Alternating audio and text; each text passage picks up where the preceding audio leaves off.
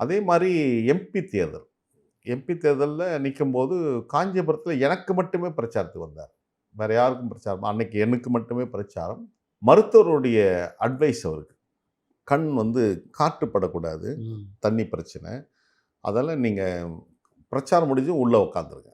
ஆனால் கேப்டன் நல்லா எனக்காக பேசிட்டு, அந்த காஞ்சிபுரம் நகரத்தின் வீதிகள் முழுவதும் நின்னுகிட்டே வந்தார். கிரேட். அவர் சொன்னாரு, "உங்கள போல ஒரு சாதாரண மனிதர்கள் தான் அரசியல் நல்லா பெர்ஃபார்ம் பண்ணணும்." உயர்ந்த நோக்கத்தோட சொன்னார். "வெற்றி பெற்று வா, நான் உன்ன சந்திக்கிறேன்." அப்படின்னு சொல்லிட்டு கை கொடுத்து வாழ்த்தி அனுப்பிச்சார். அதெல்லாம் என் வாழ்க்கையில மறக்கவே முடியாது. அவர் வந்து ஒரு பிரம்மாண்ட மனிதர். ஆனால் அந்த தோழர்களுக்கு மாத்திங்க மேல கோபம் இருக்கிறது. ம். என்ன கோபம் அப்படின்னா, அவர் முதல் தேர்தல் வந்து சட்டமன்ற உறுப்பினர். 2வது தேர்தல் எதிர்க்கட்சி தலைவர். அடுத்து முதலமைச்சர் என்ற ரேஸ்ல அவர் நிக்கும்போது, மக்கள் நல கூட்டணிக்கு அவர் முதலமைச்சர் வேட்பாளராக்கி ஜெயிச்சிருந்தா வேற.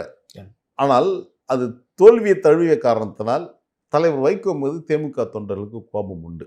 அது நான் கண்கூட பார்த்துருக்கேன். பிறந்த நாளுக்கு போகும்போதும் அவங்க நடந்து கொண்ட முறை, தோழர் தலைவர்கள் இல்ல. அந்த புரியுது, புரியுது. அண்ணி, சுதீஷ்லாம் எப்பவுமே இல்ல. அவங்க தானே அதை வெளிப்படுத்துவாங்க. ஆமா. அதே மாரி இறப்புக்கும் நாங்க போகின்ற போது, அதே மாரி தான் ஒரே ஆவேசம் அந்த தோழர்கள். ஓ!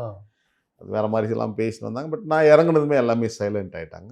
அப்புறம் உள்ள எடுத்துன்னு போயிட்டு நல்ல கிட்ட போம்போது கூட அண்ணி சொன்னாங்க, "சத்யா, சத்யா சத்யான்னு உன்னை பத்தி சொல்லிக்கிட்டே இருப்பாரப்பா." அப்படின்னு அந்த அண்ணி கூட சொல்லுவாங்க. இந்த மாரி கேப்டன் வந்து என் மேல ஒரு ஒரு ஒரு ஒரு சகோதரனா என்ன பார்த்துட்டு இருந்திருக்கிறார். அதெல்லாம் மறக்கவே முடியாது. அவர்லாம் ஒரு பெரிய ஆளுமை. அவர் இன்னும் அரசியல்ல நல்லா வந்திருக்கணும். உடல் நலம் சரியில்லாம போனதால அவரு வேற மாரி போயிட்டார். ஒரு சாமானியர்களுக்கான ஒரு தலைவனாகத்தான் அவர் இருந்திருக்கிறார். ஏன்னா, அவர் அரசியல் வருவதற்கு முன்பாகவே அவர் செய்திருக்கின்ற பணிகள், மக்கள் நலப் பணிகள். தன்னுடைய பிறந்த நாளை வந்து ஊர் முழுவதும் மக்கள் நல திட்டங்களை செய்வதற்கு பயன்படுத்தினார். அதேபோல அந்த விடுதலை போராட்டத்திற்கான ஆதரவை அவர் நல்கினார். எனவே தான் தன்னுடைய படத்திற்கு கேப்டன் பிரபாகர்ன்னு படம் எடுக்கிறப்ப பேர் வச்சாரு. தன்னுடைய மகனுக்கும் வீரபிரபாகர்ன்னு வச்சாரு. ஆக ஒரு தலைவனாக ஒரு முத்திரை பதித்திருக்கிறார். ஆண்டுகள் எத்தனை ஆனாலும் தமிழ்நாட்டுடைய வரலாற்றை எழுதுகின்ற போது கேப்டன் பிரபாகரன் என்ற பெயர் எழுதாமல் அது நிறைவு பெறாது. எனவே கேப்டன் பிரபாகரன் நிலைத்த புகழோடு தான் இருப்பார்.